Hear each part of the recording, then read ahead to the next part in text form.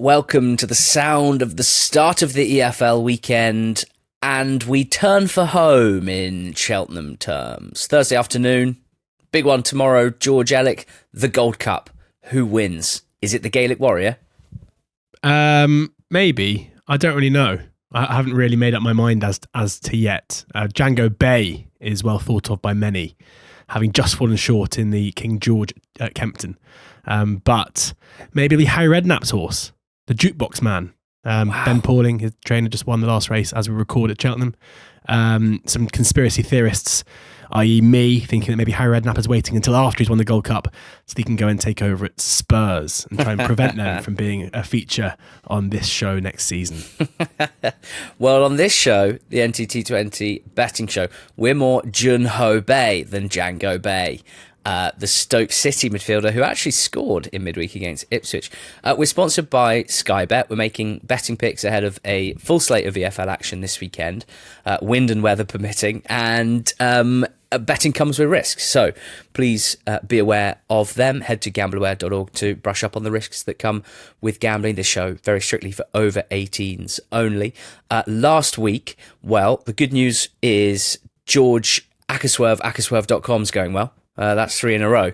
And this one extra sweet because it was PNE at home to Oxford, which you were proven very correct on. Not a lot else in there, I'm afraid. For me, it's sort of 9 to 10 weeks of hell, really, on this show, or losses, which feels similar to what I imagine hell feeling like. Capped off with last week a nap that 1-0 up going into injury time, conceded injury time equaliser. One goal scorer pick hit the post, one goal scorer pick had one cleared off the line, one goal scorer pick missed a 1-on-1, and one goal scorer pick was inexplicably moved to the right wing despite scoring for fun as number 9 and played rubbish. So that's what we are handling at the moment, and with apologies, because I don't think many betting shows are that fun when we're in a sort of combined slump, but we don't let it get us too down, do we? We don't. Well, we sometimes do.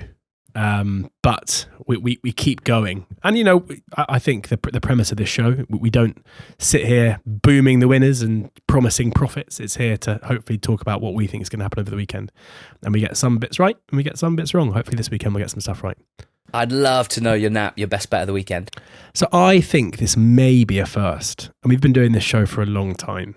I'm sure Hugh Davis at Arbitro will spend hours diving into the archives of the NTT20 show, the NTT20 betting show, to work out whether this is a first or not. I'm having a double for my best bet of the weekend.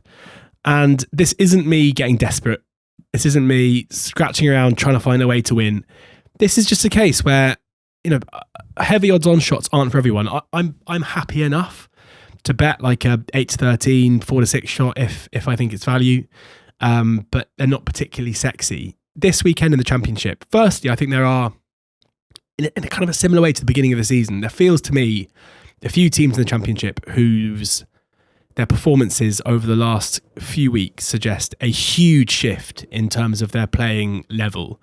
And often that is basically the best way to make money for various reasons. It can be a manager change, it can be, you know, where they are in the season, what they're looking to do for the rest of the campaign, a lack of motivation, an increase of motivation, whatever.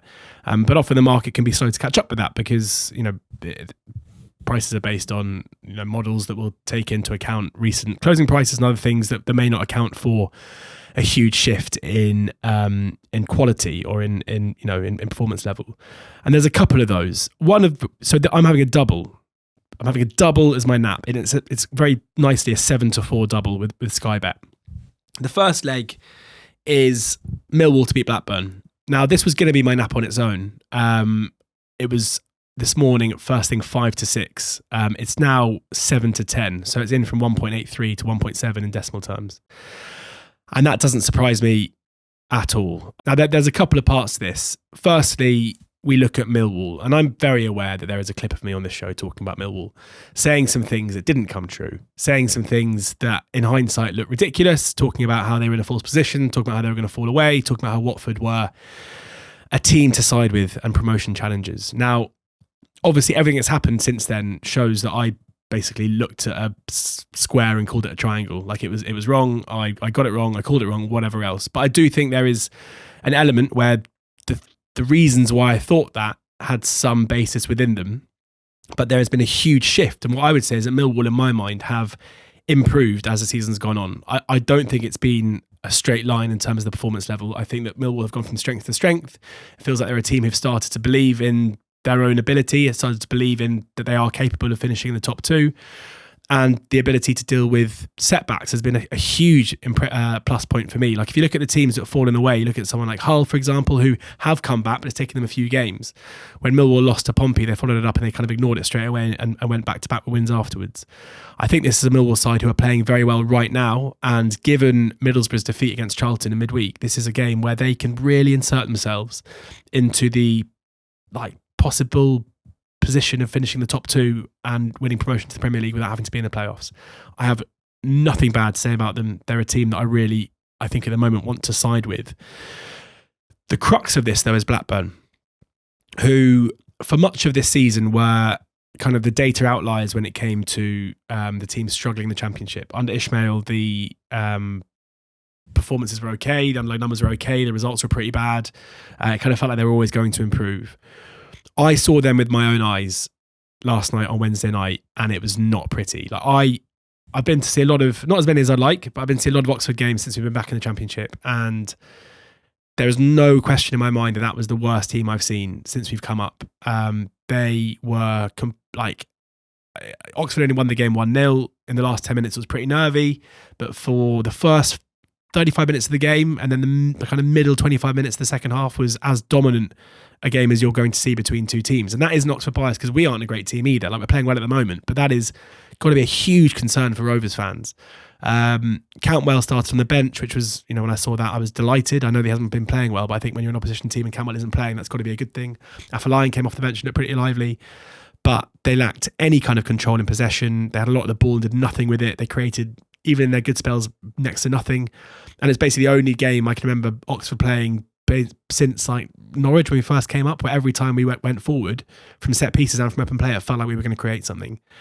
If Blackburn play like that from now to the end of the season, not only do I think Millwall will make absolute mincemeat of them, but I'm pretty sure they're going to get relegated. Maybe we'll see an improvement. Like we've seen, Leicester lose to Oxford, and that was the nadir, and they're now improving. We've seen West Brom lose to Oxford, and they picked up 2 really good points after that. So maybe losing to Oxford is what teams need for a bit of a wake-up call to realise how bad they are. But I'm pretty confident going into Saturday's game that if Blackburn put in a display anywhere near that, then I think the game will be over at half-time. And I'm also very aware that if Millwall lose this game or don't win it, my expertise on these matters will be called into question again by angry Millwall fans. So I hope that doesn't happen. The second leg of the double is Norwich at home to Preston. Norwich went off outsiders against Sheffield United on Wednesday night and made a mockery of that. They were the better team in winning the game 2-1, especially in the second half. Philippe Clement is continuing to do an incredible job with them. Magoma has come in and been just one of the best January signings I can really remember in terms of the impact that he's having there. They remain to have an outside chance of trying to force their way into the top 6, which they will believe they can do if they keep winning. Up against a Preston side who, to my mind, alongside Blackburn, are probably one of the worst teams in the league right now. Recent performances have been really, really poor. It doesn't really feel like there's much of a way out for them at the moment. Beaten at home by Oxford, in their penultimate game. Maybe it's kind of a bit of beachiness coming into their play because they're on 49 points and basically unless they lose every game between now and the end of the season, they're probably going to be okay. They probably need, one win and a draw. It's certainly not done yet. Dispatched 3-0 by Coventry on Wednesday night as well. We saw Borough go off, I think about 1.35 roughly. I didn't mean that was kind of an hour before kickoff or after teams. I don't know what it went off. They get home to Charlton in midweek, and obviously they lost. But that is a promotion level team up against a relegation threatened team. I think that both Blackburn and Preston and their current guys are significantly worse than Charlton. And I think that Millwall and Norwich and their current guys are as good as most teams in the league. Not as good as Borough for sure, but like up there in the top 7 or 8 teams in the league. So I think there's plenty of juice in these two prices, and the 7-4 about the double is is one I really like. A 7-4 double nap just when I thought I'd seen it all. Yeah, I mean, to be fair, I sort of... The horses bolted when it came to this show's structure and general level of order when I started basically cancelling my 2-point nap so I could bet more on goal scorers. And that's what I'm doing this week. I do have in my head Hull City as my nap, my best bet of the weekend in terms of the team markets. They're at 9-4 at West Brom. I'm not staking them as a single. They are in the Eggman, so I'll talk about that game in a little bit, but that frees up 2 extra points of my staking plan for Goalscorer Corner, which takes 4.5 points because, as mentioned last week, like it just cannot put me off. Even having another week without a goal scorer, it cannot put me off when an 11-2 shot has 4 shots, 3 on target, a 1-on-1 saved. When Joe Taylor hits the post and the ball rolls along the goal line and goes out the other side.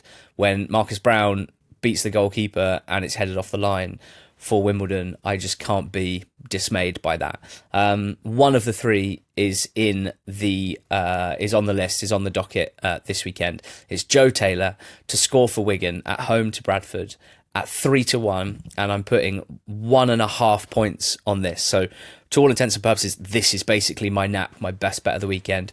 Joe Taylor to score for Wigan at home to Bradford.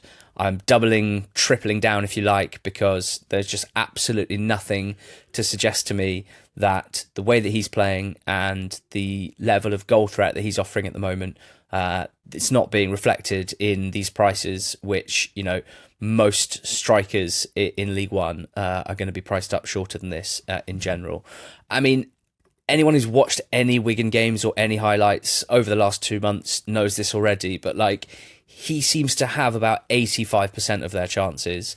Since they sacked Ryan Lowe, they have got slightly better as an attacking team under Gary Caldwell, so the level of the team has risen, more chances being created. Frankly, Taylor turns not much into chances with his own speed, with his just general sort of impishness and work rate and determination, and is a very good finisher as well. In midweek, he hit the bar, having hit the post last weekend. He also had 2 other really well-placed shots. One of them was blocked. He's just a constant menace, a constant goal threat. And Bradford, they got their first away win for a while in midweek. They'll be feeling really good about that. They're in unbelievably strong position, level on points with Bolton now. So we have to consider them with Bolton as the only teams that have any chance of crashing the top 2 party. But they'll certainly be a playoff team, Bradford. There's no doubt about that. And fair play to them. But I still don't think they are as comfortable away from home as they are at home. And in particular, their centre-backs are not the most athletic, not the speediest. And I think Joe Taylor's quite a good matchup on that front because he is incredibly speedy and kind of scamper around between them and hopefully for me get some shots off. He's running at 0.48 XG per 90 in the league this season. 2.5 shots a game, 1.33 on target. And 0.20 XG per shot. So his average shot is a very, very high quality shot compared to most. So Joe Taylor 3-1, 1.5 points. Then I've got Abdul Fatawu of Leicester at home to QPR.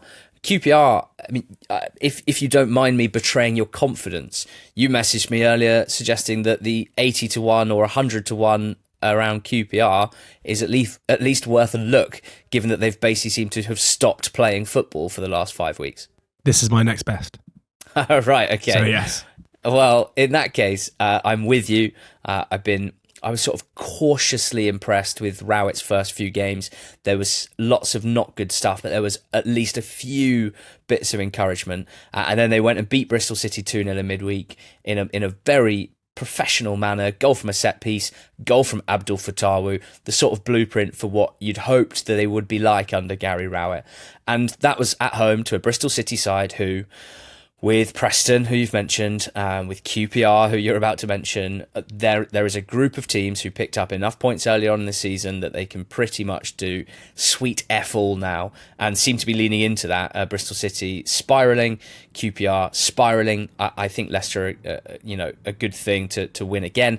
And this is kind of eye test based when it comes to Fatawu because he had 4 shots in midweek. He obviously scored 1. He looked like peak Fatawu. He looked like Fatawu at his best, and when Fatawu's at his best, he's one of the best individual players in the division. He gets shots off, he hits the ball with ferocious power, and he's just obviously a big goal threat for Leicester if they're going to win and dominate this game. So 100-30 about Fatawu, 1 point. And then in League Two, MK Dons are at Swindon. I'm going to back Ben Wiles to score anytime. 4-1 the price with Sky Bet, putting a point on this as well. Milton Keynes have scored 9 goals across their last 2 games, 5 in midweek against Gills, 4 on the weekend against Harrogate. Wiles has scored in both of those, and that's because they're playing one up top and then Wiles basically playing off him, and they've got another 3 central midfielders basically playing with or behind him. Wiles' role in this team is to score goals. That is his primary function, and he's very, very good at it. And Paul Warne knows how to get the best out of him. As we chuckled about on the Monday pod, Paul Warne basically said that Wiles is like a son to him. So Wiles is responding well, playing at a level well beneath him, I would suggest, in a team that's probably going to at least challenge Bromley for the title and are now, I think, Fabs for the title. I think away at Swindon, not an easy game, but Swindon do generally give up chances, and I think Wiles is good value at 4-1 to score any time for MK Dons, which has landed in 3 of his 11 games so far. 2 shots a game for him, and just like I see him as big a goal threat than Gilby, for example, his teammate, but Gilby's priced up at 3-1, Wiles at 4-1. I think that suggests we're getting some value here. So it's 3.5 points staked on the singles, 1.5 on Taylor, and then 1 point on the other 2, and then a quarter point Trixie as well for 4.5 points staked total this week in Goalscorer Corner. Come on, the lads. Come on, the lads. Best of luck. Yes, MK Dons are 13-8 favourites now to win League Two with Sky Bet, with Bromley 15-8. So the favourites have flipped and they have now flopped. Yeah, my next best is Leicester. Leicester, you've really freaked me out with that whole thing now. I'm second guessing myself every time. Leicester, my next best. Nice. They are, what's the current price? Home to QPR are 19-20, bit of money for them.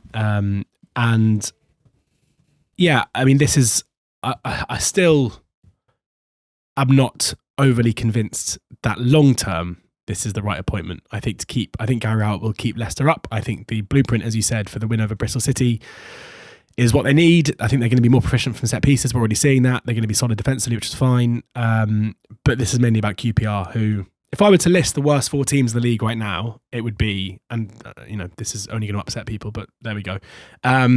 Sheffield Wednesday, and then the worst, and then the next 3, I would say QPR, Preston, and Blackburn.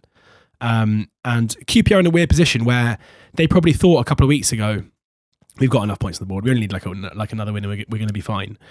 But with Oxford winning 3 in a row, with Leicester winning games under Rowett, with Baggies picking up a couple of points, with Charlton winning a couple of games in a row, like they are. If they lose this game on against Leicester, so like losing ground again to Leicester, so Leicester will go up to 41 and be 6 points off QPR. Like they are definitely in trouble. Like they definitely need points. There was a time where it felt like 50 might be enough. I think it's going to be at 52 minimum now. And the way that QPR are playing at the moment, having lost their last 4 games without really kind of laying a glove in any of them and conceding quite a lot of goals in a few of them, I think they're in big trouble. I've seen the fan base starting to turn on Julian Stefan, unsurprisingly. Yeah, I'm worried about them. Like they might, as soon as they realise they're in trouble. Like the last 4 results have been 5-0, 2-0, 4-0, 1-0. Like it is grim. And the games aren't easy. After Leicester, they host Portsmouth, who of course are down there as well. If they lose ground to Portsmouth, it's a disaster. They've still got to play Millwall, Derby and Ipswich at the end of the season. They need points on the board now. And I'm not convinced they're good enough really to do it. I don't think they're going to threaten Leicester too much. So I think that's a very good price for my next best. My goal scorer is in the Oxford game between Oxford and Charlton. Charlton surprisingly have conceded the 3rd most shots against from set pieces this season, and they've only conceded I think 8 from 12.5 xG, which is one of the highest in the league. So like a kind of not conceding many set piece goals, but quite a few chances.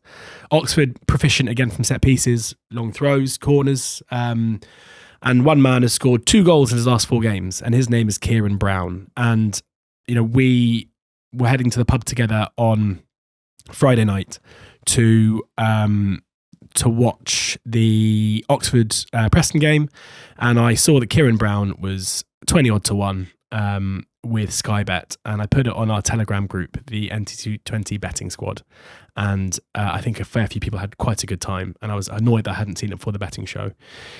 He'd also scored against Stoke, again from a set piece, an unbelievable finish. At the game I was at last night, right in front of my face, he headed over the bar from basically on the goal line. He didn't know much about it, kind of hit him and just went over the bar. But he is, I would say, Oxford's biggest goal threat from set pieces, especially because Michal Helik is normally kind of first contact, but the first contact isn't always a shot. It's normally on for Helik to kind of re-divert it towards goal. And it's normally, as it was against Preston and as it was against Stoke, Brown is the person there to go and score. Behind Lancashire, Mills, Donnelly, he's probably like our fourth biggest goal threat, and he's currently 16 to 1 to score any time. Cameron Brannigan says, "Hello, mate." Yeah, I mean, I'd probably have him as a bigger goal threat than Brannigan at the moment. He says, "Hello, mate. I'm on pens. Don't forget." Yeah, we haven't had you don't win pens. 91 games now and counting. So, yeah, I think that's unquestionably a huge price, and just shouldn't be that price. And I think you'll get a good run for your money because he is a magnet in the box and also a pretty good finisher as well. I was reminded that upon Michael O'Neill's appointment, we had a discussion on the podcast, and you proposed a potential for a dangerous narrative, and that was a narrative based around Michael O'Neill swanning off to take charge of the Green and White Army of Northern Ireland in the midst of what could be quite a tough Blackburn Rovers run that could see them start to really panic about being relegated to League One. And you also talked about the fact that what a nice wrinkle. He had a couple of fixtures coming up where on the opposition team would be a few of his own Green and White Army players, one of whom was Kieran Brown, who scored the winner against him in midweek. Yeah. Strong narrativo. No, Donnelly. Jamie Donnelly, who's also non-Irish. And I'm sure he was at that Preston game on Friday night, and he probably saw Kieran Brown score as well. So, I mean, those yellows, those Green and White Army yellows, Michael O'Neill will be delighted with them right now. Yeah, absolutely as they right. potentially send its team down. Okay, great. Can you also actually go back to back and give me an ACCA swerve before I introduce you to Dr. Eggman? Yeah, my ACCA swerve this time is Stevenage at 10 to 11 at home to AFC Wimbledon. Now, Ali, you were spotted in the crowd at AFC Wimbledon in midweek against Blackpool, looking stony-faced as Don scored their fourth and final goal in a rout against Blackpool. Very professional of you two. And they're just very good. Like, nothing against Stevenage here, who are obviously playing well and have a lot to play for. Don's fans dreaming that maybe they could force their way into the top six, which would be some story if they can manage that. But they're just playing unbelievably well. Like, I watched their game on last weekend, and they were like absolutely superb against Northampton, especially in the first half. They hosted Blackpool, and they were brilliant again. They're just playing incredibly well. They've gone from being a team that had success by playing like pretty dour defensive football, but like very effective football, to now being one that are quite vibesy and look to take the game to the opposition and play with quite a high line. Loving it. Johnny Jackson's doing a brilliant job. And I think I know that Stevenage defensively are very good, but the way that Dons are playing at the moment, I think they will cause them problems. So for Stevenage to be 10 to 11, I would not be putting that in my accumulator this weekend. Yeah, I mean, Stevenage's home form's been really strong recently, and then they hosted Leyton Orient, them of bottom four fame, and Orient did them 2-1, and Stevenage's only goal was a set piece given for some wrestling. So that was a really disappointing display for them. A bit of a dose of reality after a good few weeks. Just on that trip to Wednesday, to Plough Lane on Wednesday night, very rare in this life, in this young dad life, to have a sort of sneaky hangover that you don't expect, because you just get carried away with a great environment and lots of great people having a good time because their team have won 4-1, and then all of a sudden you're feeling a bit sick.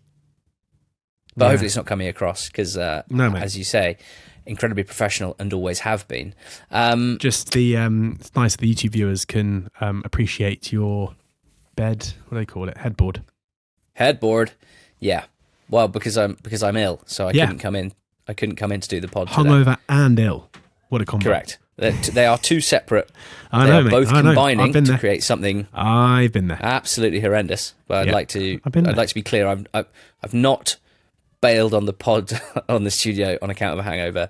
That would be really bad. It's actually something altogether more serious. Yeah. Get well soon, me. Look, we had what I thought was going to be a bit of fun.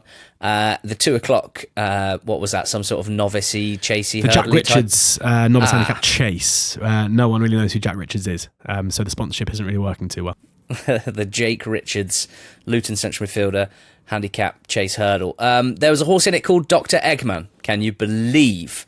I wonder if Keith Eggman, who's the name of the Twitter account that inspired the name of my fivefold acca, the Eggman. I wonder if it's his horse. I hope so. No, it's Rich Richards' horse, I'm afraid. It's a terrible horse, mate, because I tell you, Whoa. 33s this morning went off about 1,000,000 to 1, and by the time I turned the race on, it had completely disappeared. I'm not even sure it exists, Mate, and it certainly didn't finish. All horses are good horses, especially at the Charlton Festival. Sure. Well, anyway, Dr. Eggman at 33 to 1 didn't do the business. Somewhat reflective of the Eggman as a betting show concept as well. But let's spit in its eye, right? With an Eggman fivefold accumulator at 34.72. So very similar price to the this morning's Dr. Eggman horse price. Just a little fancier than 33 to 1. We're starting with Hull. I've already alluded to it. I think they're the best price of the weekend at West Brom. They're 9 to 4 with Sky Bet, better than 2 to 1 for in very broad terms, a playoff team that just beat Wrexham, travelling to a team in the bottom three who have barely won a game for about 4 months. We have, it's one of those betting scenarios in modern day betting with all the XGs and that going into it, where we have basically the season-long overperformers, Hull City, per the numbers, versus the season-long underperformers, West Bromwich Albion. And that spits out a great price if you're of a Hull persuasion, which I am, and I always have been, a huge Hull City fan and believer. West Brom drew in midweek against Southampton. They conceded in injury time because, of course, they did, because their fans can't have nice things.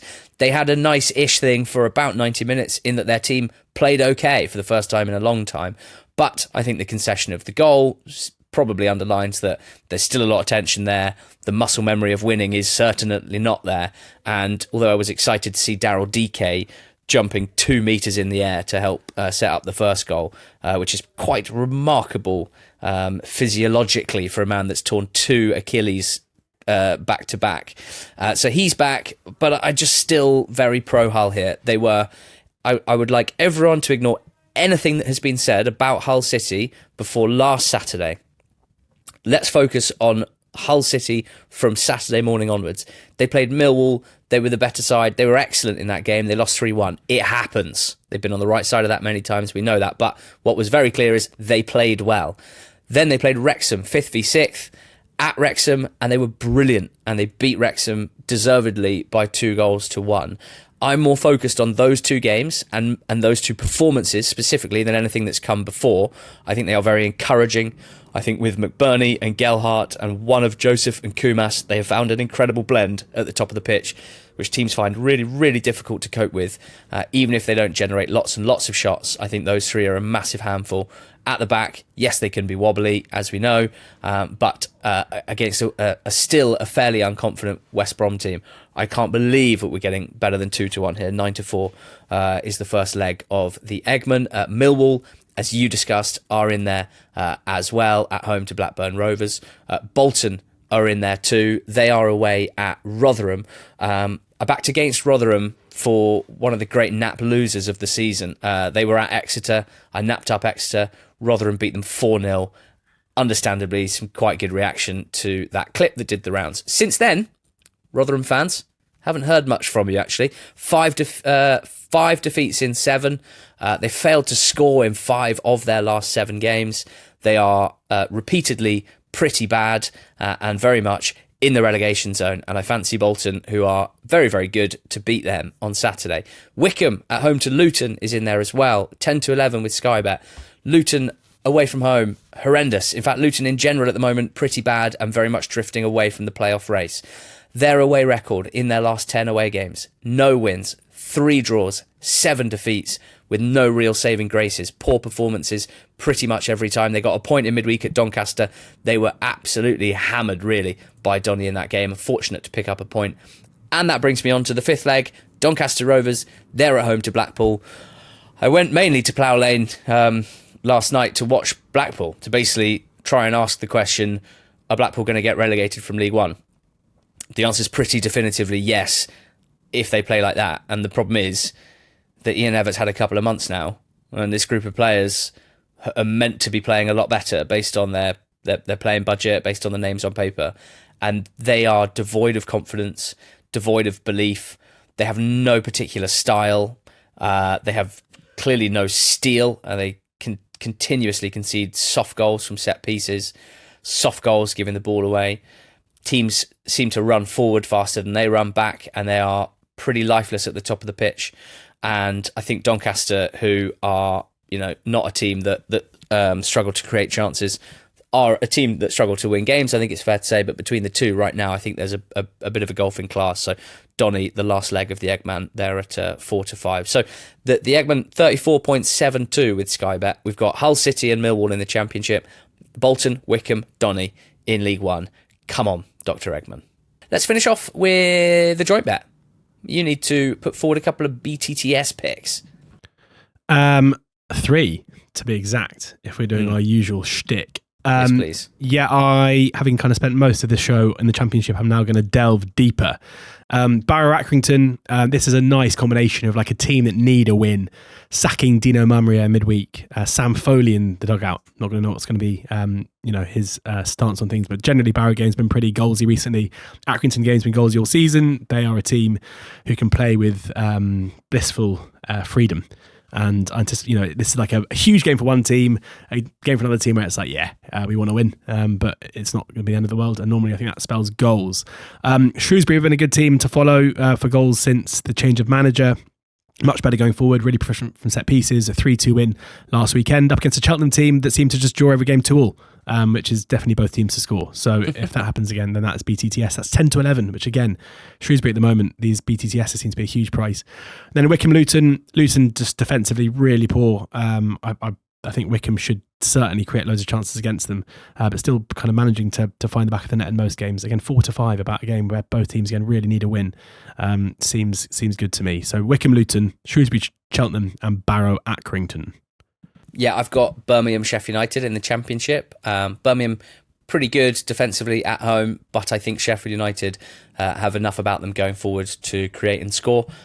Birmingham with an encouraging performance in midweek, albeit at home to regularly mentioned on this show, Queen's Park Rangers, and I think that should be a pretty good game. Two teams going toe to toe, both of them obviously trying to win because they both still harbour small hopes of making the playoff places, and a win here would take them a little further in that quest. We got Mansfield Barnsley in League One. Barnsley, one of the most BTTS-y teams in the land. They famously are the team who, after 34 games, have scored 56 and conceded 56 goals, which is absolutely sensational. They're away at Mansfield, who, they're very hot and cold. I can't profess to be able to predict what Mansfield is going to pitch up, but I know that Barnsley are poor enough defensively, having kept only 2 clean sheets in 34 games, to suggest that Mansfield should score at home.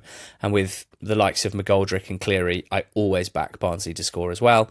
And finalement, we have Swindon MK Dons, BTTS in that one to finish us off in League Two. We know that Ben Wiles is highly likely to score at 4-1, as we've got a point on that in Goalscorer Corner.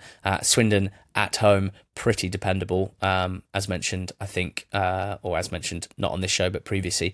I like a bit of Fletcher Holman, love a bit of Aaron Drinan, like the way they attack. And MK Dons, big wins in their last 2, 4-1 and 5-1. They've conceded in both games. I think both Gills and Harrogate fans, if you asked them directly, would be pretty adamant that at the start of both games, they felt like they were in it and they felt like they could get at MK. So they are get-atable, I think. And so the BTTS sixfold, which pays at odds of 25.53 with Sky Bet, includes Birmingham and Sheffield United in the Championship. In League 1, Mansfield, Barnsley and Wycombe, Luton. In League 2, Swindon, MK Dons, Shrewsbury, Cheltenham, Barrow, Accrington. George, with love, please recap your selections. Yeah, my nap. Millwall to beat Blackburn in a double, with Norwich to beat Preston at 7-4. The double, those two. My next best, Leicester at 19-20. Kieran Brown score anytime for Oxford at 16-1 against Charlton is my goal scorer. 1 point on that. And then finally, my Accuswerve Stevenage at home to AFC Wimbledon. For me, goal scorer corner is swollen this week because we got 1.5 points on Joe Taylor to score anytime for Wigan against Bradford at 3-1 with Sky Bet. We've got 1 point on Abdul Fatawu of Leicester at home to QPR, 100-30 his anytime goal scorer price. Ben Wiles, MK Dons, same market, 4-1 to score for MK at Swindon. That's 3.5 points staked on the singles. Also a 1/4 point Trixie on the 3. The Eggman, my fivefold ACCA, has in it Hull City, it has Millwall, it has Bolton, Wycombe and Doncaster. It pays a little better than 33-1, and the joint bet has Birmingham, Sheffield United, BTTS, yes, and the same for Wycombe, Luton, Mansfield, Barnsley, Swindon, MK, Barrow, Accrington, Shrewsbury against Cheltenham. Mate, whatever happens today, I love you. Tomorrow in the Gold Cup, on Saturday, on Sunday, in life. Just, you're a great guy. I love doing this with you. You too, mate. You too. Cheers. Go well.